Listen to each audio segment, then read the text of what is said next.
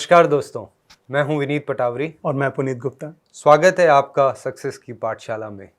और यहाँ हम डिस्कस करते हैं बिजनेस के चैलेंजेस और शेयर करते हैं एक्सपीरियंसेस। वो चैलेंजेस जो हम सब ने फेस किए होते हैं अपने अपने लाइफ में, वो सारी किस्से, वो सारी कहानियाँ, वो सारे बातें जो हमें लगता है कि हमें किसी से बात करनी चाहिए बट हम ढूंढ नहीं पाते, वो सारी बातें हम यहाँ करते हैं। सही। तो पुनीत, सवाल है मेरे मन में बहुत सारे। हाँ, और वो सवाल ये है कि इतना ज्ञान मिलता है सोशल मीडिया में, इतना ज्ञान, बुक्स पढ़ता हूँ, ज्ञान, कॉन्फ्रेंसेस अटेंड कर रहा हूँ, दोस्त हैं ज्ञान दे रहे हैं, बहुत ज्ञान है। श्योर। तो इतना कुछ सुन के उसका क्या करें? कैसे इसको स्ट्रक्चर करें, किसे यूज करें? और बहुत समय ना ऑपोजिंग ज्ञान आते हैं। आपने कुछ कहा और एग्जैक्टली ऑपोजिट उसका किसी और ने कहा, दोनों ज्ञानी है, अब किसकी बात सुनूं, क्या करूं? It's a very difficult situation. Have you ever heard playing ball by ball? Define that. तो जब आप खेल रहे हो, बॉल्स आ रही है और एक एक बॉल उस समय डिसाइड करो कि कैसे खेलना है। परफेक्ट। तो आप ऐसे सोचो, जब आपको ट्रेनिंग दी जाती है तो आपको सारे शॉट्स दिखाई देते हैं। आपको ये नहीं कहा जाता आपको सिर्फ पुल करना है, करेक्ट? आप कैसे डिसाइड करते हो मुझे इस बॉल पे क्या शॉट चूज करना है?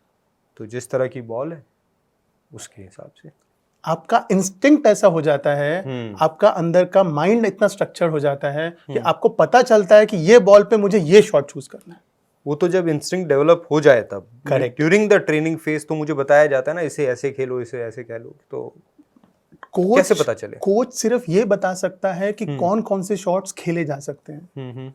एक टीचर सिर्फ ये बता सकता है कि कौन कौन सी थ्योरीज एप्लीकेबल होती हैं। एग्जाम पेपर में क्वेश्चन को पढ़ के आपको अटेम्प्ट करना आना चाहिए कि बेसिकली यहाँ पे मेरी कौन सी थ्योरी अप्लाई होगी, यहाँ पे मेरा कौन सा सेक्शन लगेगा, इस बॉल पे मुझे कौन सा शॉट खेलना है। कोई भी आपको स्पून फीड नहीं कर सकता। एक हिंदी में कहावत है, प्यासे को कुएं तक लेके जा सकते हैं बट प्यासे को पानी नहीं पिला सकते हैं। सही बात है। Same is the case with theories and ज्ञान।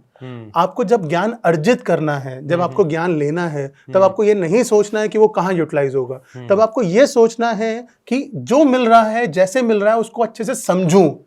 एंड देन जब वो बॉल आएगी, जब वो परिस्थिति आएगी आपकी जिंदगी में, ट्रस्ट मी, वो ज्ञान आपको याद आएगा और उस ज्ञान से कैसे डील करना है, तब आप बहुत अच्छे तरीके से उसके ऊपर डिसीजन ले पाएंगे। तो क्या हम कह सकते हैं कि सुनो सबकी और करो अपनी? Perfect. That was the topic which we have decided last time, which we'll cover it up. इसी टॉपिक को थोड़ा सा और आगे लेके जाते हैं। सुनो सबकी, करो मन की का मतलब क्या होता है?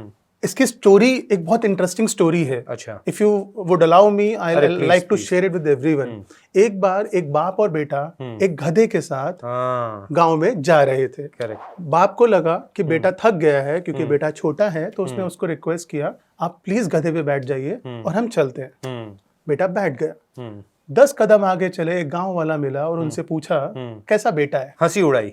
कैसा बेटा है? हाँ। कि बाप तो पैदल चल रहा है और बेटा मजे से गधे पे चल रहा है। बेटे को शर्म आई, उन्होंने पोजीशन चेंज कर ली। अब बाप गधे पे आ गया और बेटा पैदल चल रहा था। सेम 10 कदम आगे एक और गांव वाला मिला और उसके बिल्कुल विपरीत स्टेटमेंट दी उसने।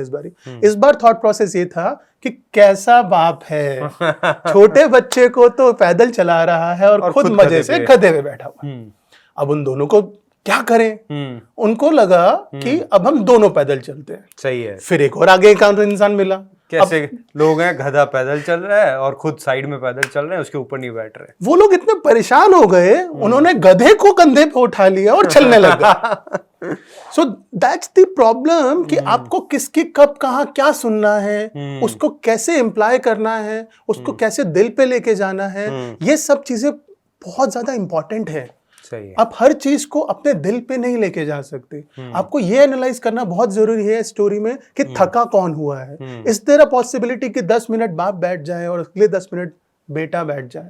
वो भी है। और वो है ना कि लोग कुछ तो कहेंगे, लोगों का काम है कहना। तो लोगों की बातें सुनकर अपने आप को परेशान करने की जरूरत नहीं है। आप जब सक्सेसफुल होंगे तो भी लोग आपसे जलेंगे, आप फेलियर हो रहे हैं तो लोग आपको बातें सुनाएंगे, तो ये तो चलता रहेगा। लोगों की बातों से अपने ऊपर ज़्यादा फर्क पड़ने से क्या होगा कि आप अपनी बुद्धि भी खो बैठेंगे। अब यहाँ से मुझे अगला टॉपिक मिल गया है अपना डिस्कस करने का, that is how to control your emotions. हाँ, तो ज्ञान अब जो ये हम अगले वीडियो के लिए रखेंगे। इमोशंस बहुत इंपॉर्टेंट है कंट्रोल करना, और किसी ने कहा है कि इमोशनल कोशेंट हाई हो आपका या इमोशनल मैनेजमेंट हाई हो तो आप आईक्यू वालों को भी मात दे सकते हो जिनकी बहुत आईक्यू है।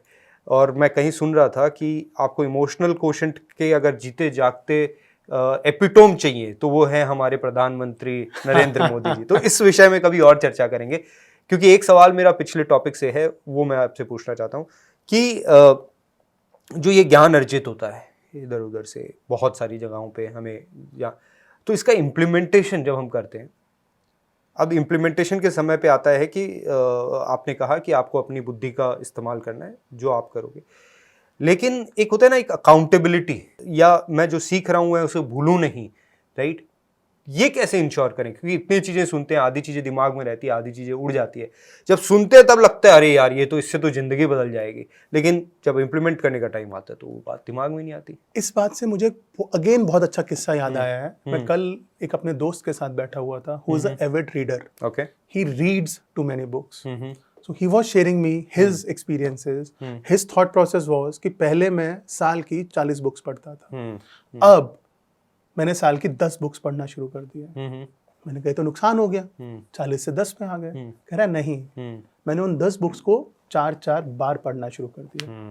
मैं पढ़ता 40 ही बुक्स हूँ, बट 10 बुक्स 4 बार पढ़ता हूँ। उससे फायदा क्या होता है? उससे फायदा ये होता है कि जो मैंने पहली बार पढ़ा, मेरी मेमोरी शायद उसका 20%, 30%, 40% ही एब्जॉर्ब कर पाएगी। अब मैं अपने आप को महीना 2 महीना देता हूँ उसको इम्प्लीमेंट करने के लिए। मैंने एक अपना सर्कल बना लिया है, उनसे वो सारी चीजें डिस्कस करता हूँ। उसके बाद मैं जब उनसे डिस्कस करता हूँ, उनके क्वेश्चंस आते हैं, मैं उन क्वेश्चंस को लेके फिर से उस बुक को पढ़ता हूँ और फिर से इम्प्लीमेंट करने की कोशिश करता हूँ। With this I am getting better off. So वापस से आते हैं, एक बहुत अच्छे खिलाड़ी ने बोला है कि 100 शॉट 100 बार खेलने में मजा नहीं आता, एक शॉट 100 बार प्रैक्टिस करके आप एक्सपीरियंस बनते हो। That is the point. Correct. Bruce Lee ने कहा था कि I don't fear the 100 shots which you have practiced one time, but that one shot which probably you have practiced 100 times. Bang on. तो दोस्तों, सीखने के लिए ये दुनिया बहुत अमेजिंग जगह है, हर कोई से हम सीखते हैं, लेकिन आपको शायद इस वीडियो के बाद ये समझ में आ गया होगा कि सुनो सबकी और करो अपने दिल की। दिल आपको सही राह दिखाएगा, बैलेंस्ड रखेगा। तो दोस्तों, इसके साथ इस वीडियो को यहीं विराम देते हैं और मिलेंगे नेक्स्ट वीडियो में नेक्स्ट टॉपिक के साथ, how to control your emotions. फिर से मिलते हैं। तब तक खुश रहें, सब्सक्राइब करें, लाइक करें, शेयर करें, कमेंट्स हाँ, कमेंट जरूर करें, क्योंकि वहीं से हमें पता चलेगा आप क्या सोचते हैं। Thank you.